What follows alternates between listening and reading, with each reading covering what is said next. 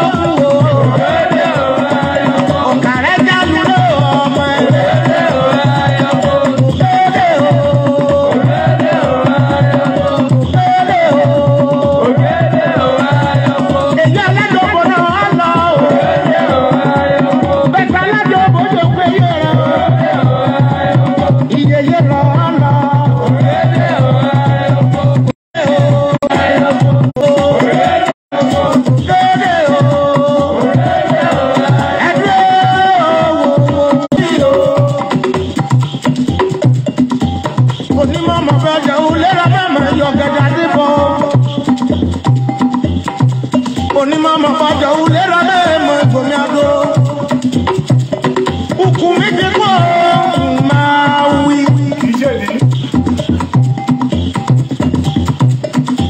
Adánilájọ́ ogún ọdún ìkọlọ̀kọlọ̀ ti kú o. Ibi kan bá kú sí o. Adìyẹ mo wù ẹ́sọ̀bẹ̀ ní èyí jẹ́. Àìkú èkìrì ọmọ rẹ̀ ti pẹ̀lú o. Ẹnu ojú ẹjọ́ ẹ̀kọ́ ojú ni. Ìbẹ̀rù ètò ẹjọ́ méjò ti jí bọ́kọ́.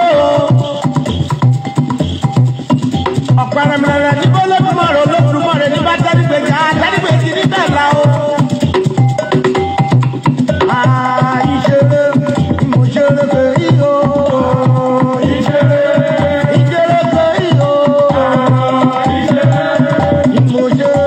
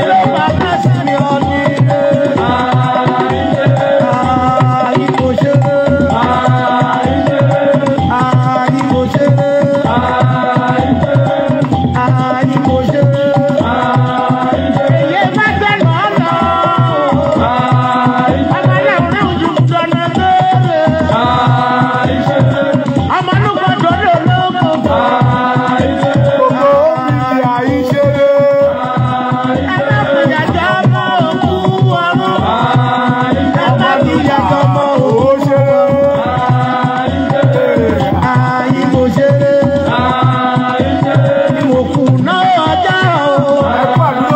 Bàbá méjì ó kù náà yẹlé o. Nínú àpótù lọ́wọ́ tó ti ní okun. Ìmọ̀jẹ̀rẹ̀.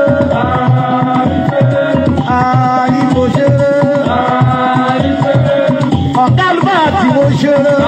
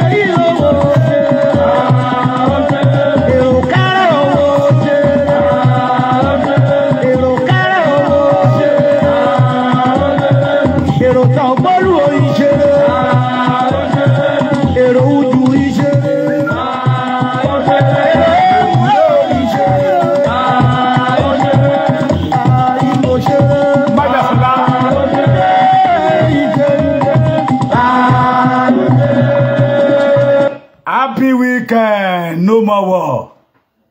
Thank you for the support.